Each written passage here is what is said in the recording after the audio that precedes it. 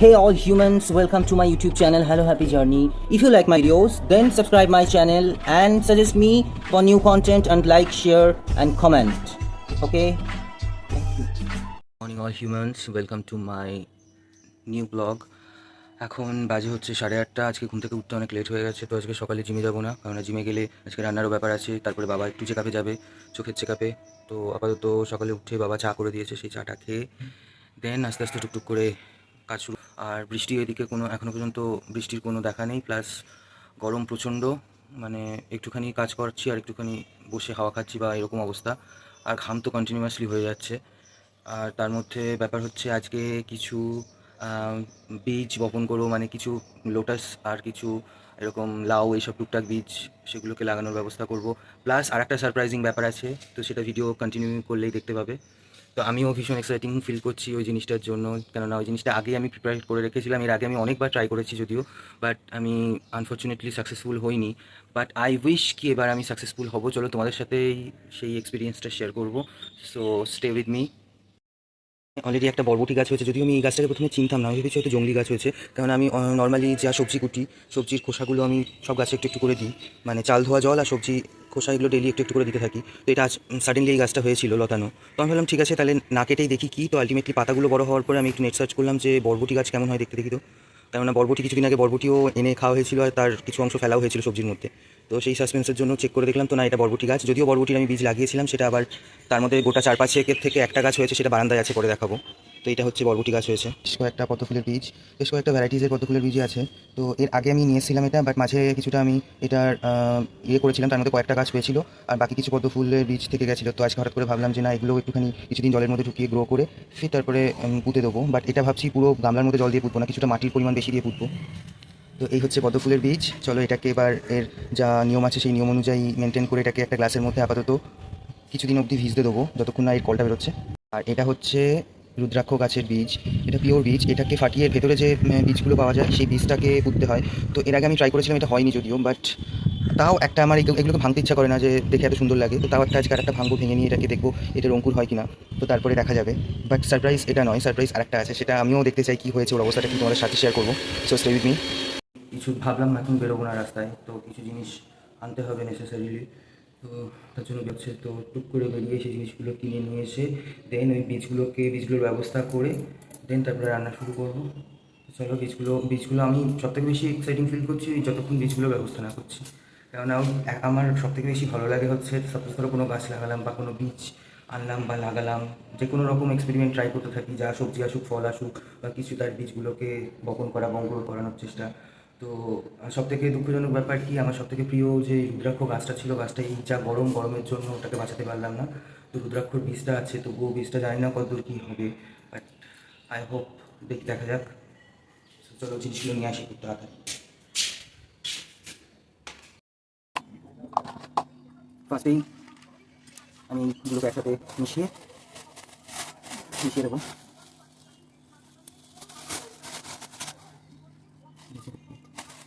এগুলো কপি আছে, সারগুলো কিছু একসঙ্গে মিশিয়ে নিয়ে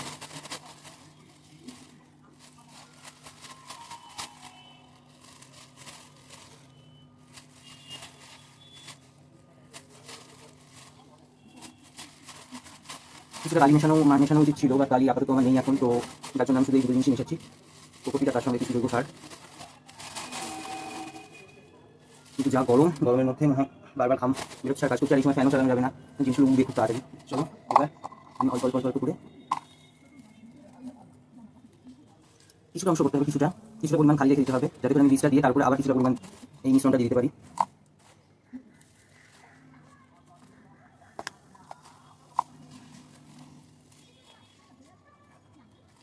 তো আমার আরেকটা পাত্র তৈরি করা আছে, এটার মধ্যে আমি চাইলে করতে পারি, নিয়ে আসি।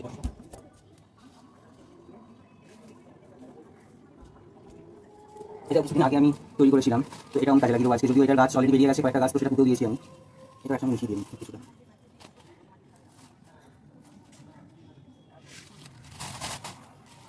এই দুটো গাছ আমি এই জিনিস সেগুলো আমি আলাদা করে সরিয়ে রাখবো, পরে যে সারপ্রাইজটা দিতে চলেছি সেই সারপ্রাইজটার জন্য। এটার কাজ শেষ।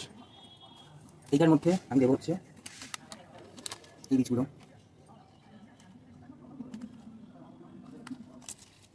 এরকমভাবে সাজিয়ে দিচ্ছি।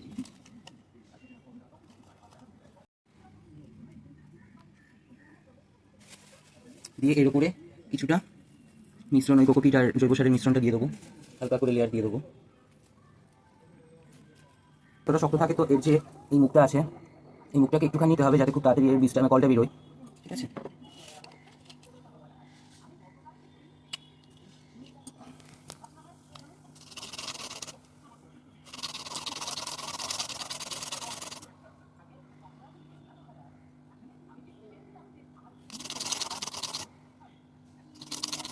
এটা ঘষলেই দেখবে মুখের কাছটা একটা সাদা অংশ দেখা যাবে, ঠিক আছে। এই সাদা অংশটা বার হওয়া অবধি ঘষতে হবে এটাকে, ঠিক আছে। ঘষে আমি আপাতত এগুলোর মধ্যে রেখে দিচ্ছি সব কটা।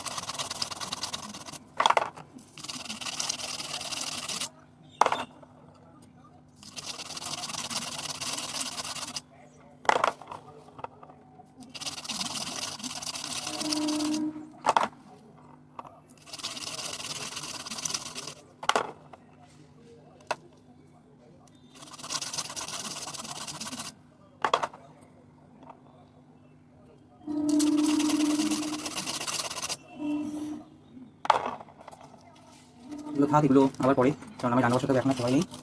চলো এর মধ্যে আমি এক বালতি জল ঢেলে দেবো।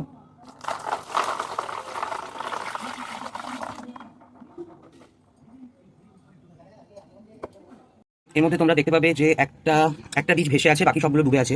তার মানে এই সিটটার মধ্যে কিছু প্রবলেম আছে, যার জন্য এটা অঙ্কুরোদ্গমন হবে না। তো এটাকে আমরা তুলে ফেলে দেবো, কারণ এটা রেখে বেকার, এটা অঙ্কুরোদ্গমন হবে না, বিকজ এটা ভেসে আছে, ঠিক আছে। দেখো ভেসে চলে আসছে, সুতরাং এটা অঙ্কুরোদ্গমন হবে না, এটাকে আমরা তুলে ফেলে দেবো।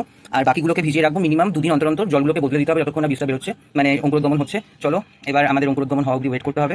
এবার নেক্সট যে সারপ্রাইজটা আছে সেই সারপ্রাইজটা এখন দেবো। এবার সেই সারপ্রাইজিং বক্সটা ওপেন করার পালা। আগে ওপেন করে দেখে নিই এটা রেজাল্ট কি আছে, যদি পজিটিভ রেজাল্ট বেরোয় তাহলে এটার যে আইডিয়াটা সেটা আমি তোমার সাথে শেয়ার করবো, আর তার সাথে যেটা নেক্সট তো দেখতেই পাবে। চলো ওপেন করা যাক।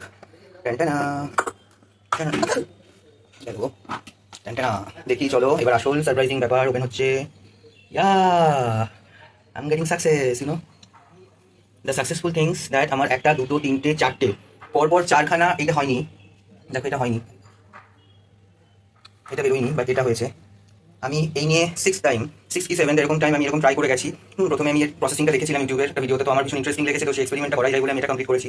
তো তার জন্য আমি এটা এই নিয়ে মনে হয় 7 টাইমস আমি এটাকে একদিনের জন্য ভিজিয়ে রেখেছিলাম। সেই সেম প্রসিডিওর, জলের মধ্যে সামান্য একটু ভিজিয়ে রেখে ভেজানোর পরে এই উপরে চামড়াটাকে একটুখানি, মানে এই খোসাটাকে একটুখানি কেটে দিয়েছিলাম, কেটে ছাড়িয়ে 2টো হাফ ছাড়িয়েছি, আর বাকি 3টে ফুল ছাড়িয়েছিলাম, যাতে দেখা যায় কোনটা কি হয় সেই চিন্তাভাবনা নিয়ে।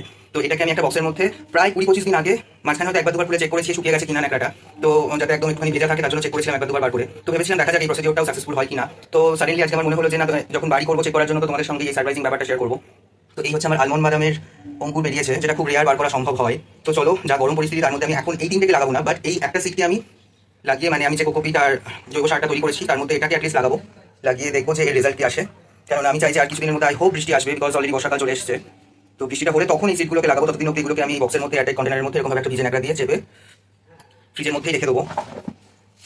যাই হোক, আমি ভীষণ খুশি, আর তোমাদের সঙ্গে এই খুশিটাকে শেয়ার করতে পেরে আরও বেশি খুশি। চলো এবার এটাকে আমি পুঁতে দেবো। এইটাকে আমি আমার ওই তৈরি করা পটটার উপরে জাস্ট এই জিনিসটা, সরি আমি উল্টো করে বসালাম, এই নিচের দিকটা মনে হয় নিচের দিক করে বসাতে হবে, কারণ এটাই হচ্ছে শিকড়। তো আমি একটুখানি এর মধ্যে হোল ক্রিয়েট করলাম, করে তারপরে এটাকে আমি বসিয়ে দিলাম। তো এবার দেখা যাক।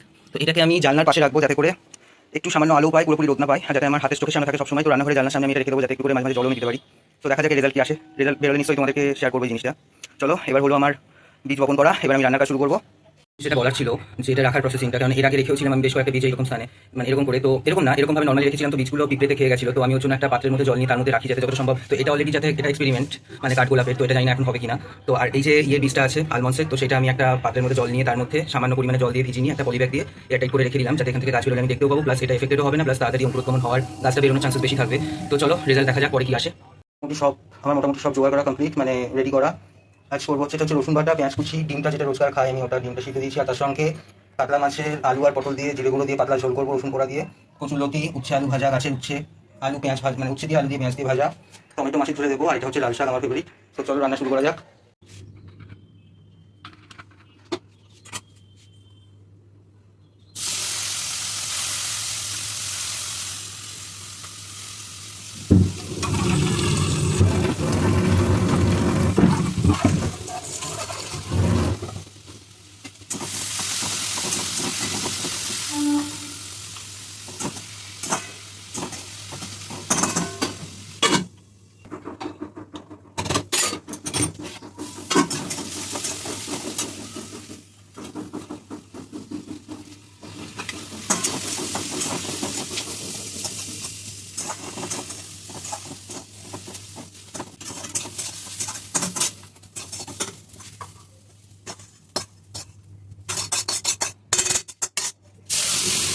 তো আজকে আমার রান্না মোটামুটি কমপ্লিট, বাট অনেক লেট হয়ে গেল রান্না করতে করতে, কারণ অনেক ভিডিওস বানাতে হয়, তার জন্য এদিক ওদিক আর একা হাতে। তার মধ্যে বাবাও নেই, বাবা চোখের চেকআপে গেছে। তো আজকে ভাত আর আমার নিজের জন্য একটা মাছ ভাজা আর ডিম ভাজা রেখেছি, বাকি লাল শাক। আর এটা হচ্ছে রসুন বাটা, জিরের গুঁড়ো আর ধনে গুঁড়ো দিয়ে পাতলা আলু পটল দিয়ে কাতলা মাছের ঝোল। এটা হচ্ছে কচুরলতি ভাজা প্লেন পেঁয়াজ দিয়ে, আর এটা হচ্ছে পেঁয়াজ দিয়ে আলু উচ্ছে ভাজা। তো এই হচ্ছে আজকের মোটামুটি লাঞ্চ। চলো তোমরাও লাঞ্চ করে নাও, আমিও তাড়াতাড়ি পুজো সেরে লাঞ্চ করে নিই স্নান করে। পরে দেখা হচ্ছে। Thank you for watching my videos.